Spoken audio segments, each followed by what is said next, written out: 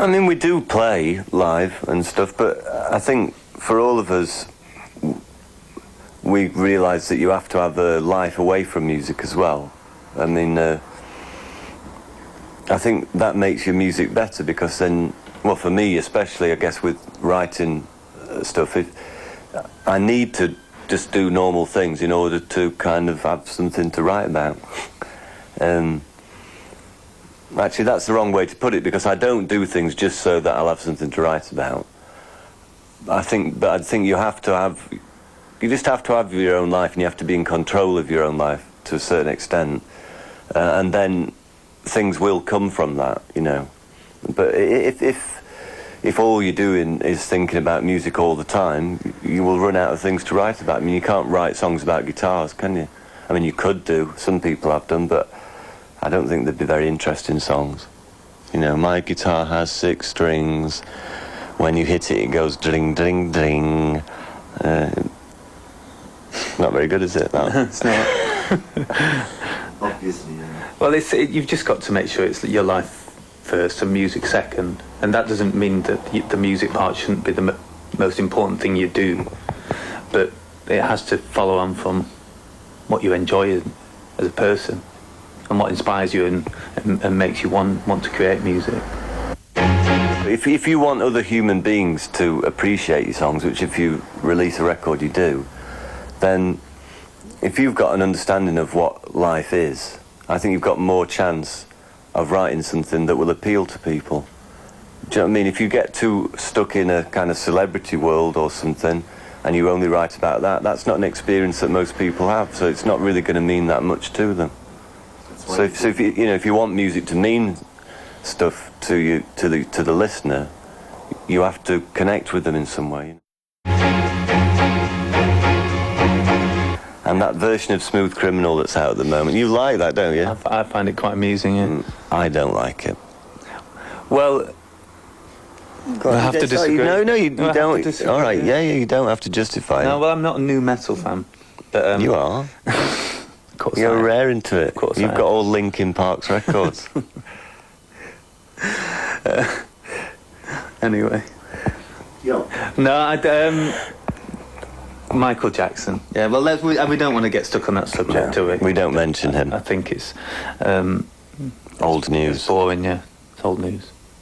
I can understand why, if I was a 15-year-old boy, which I thank God that I'm not anymore, but if I was, I can see why I'd probably go and see him, because at least I guess it's fun and you can jump around and do crowd surfing and get bits pierced and all stuff like, you know, it just seems, it's probably a good laugh. It's better than going to see Westlife or, I don't know. It's just probably quite a good laugh, you know. But for me, as a 38-year-old man, I find it absolutely crap. And it doesn't do anything for me musically at all.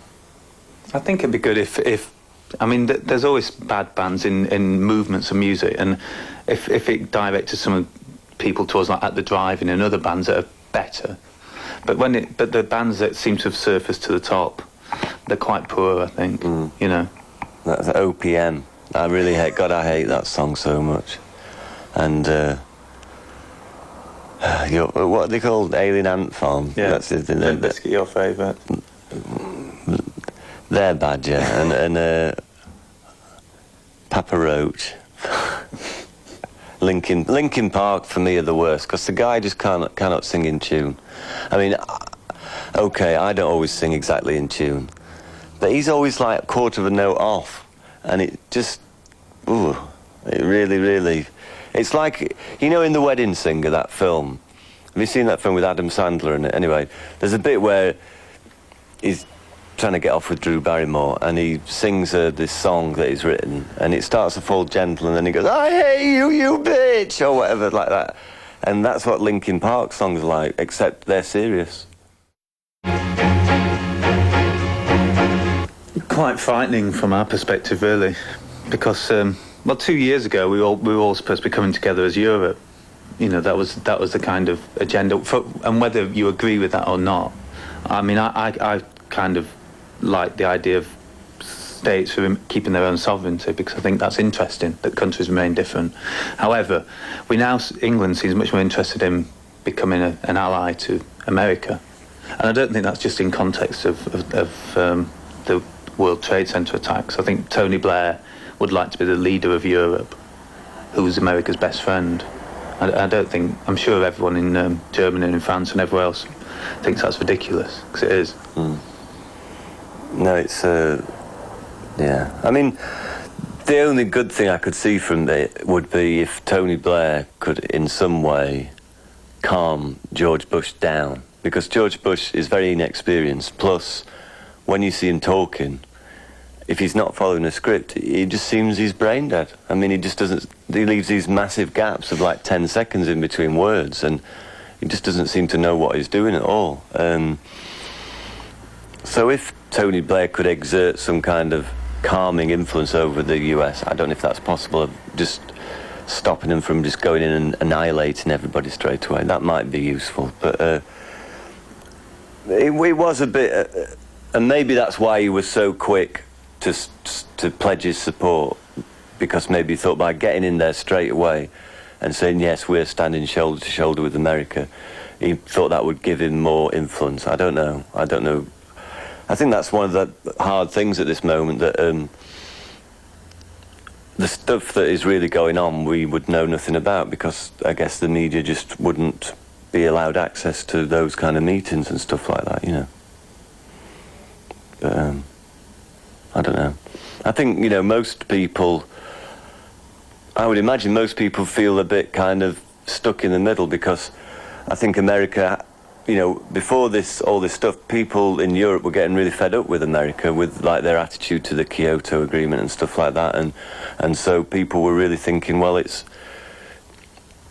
bad how America can't, you know, wants to distance itself from the rest of the world and treat the rest of the world as its dumping ground and stuff.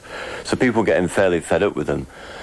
Then there's the attack, and everybody's outraged by it, and we're all expected to be on their side. Now, I think everybody does feel outraged by the attacks, but I think they also probably think, well, if we're going to be on your side, will you also please give us something back, and will you, you know, agree to work with us rather than telling us what to do, you know. So I hope that happens. I don't know.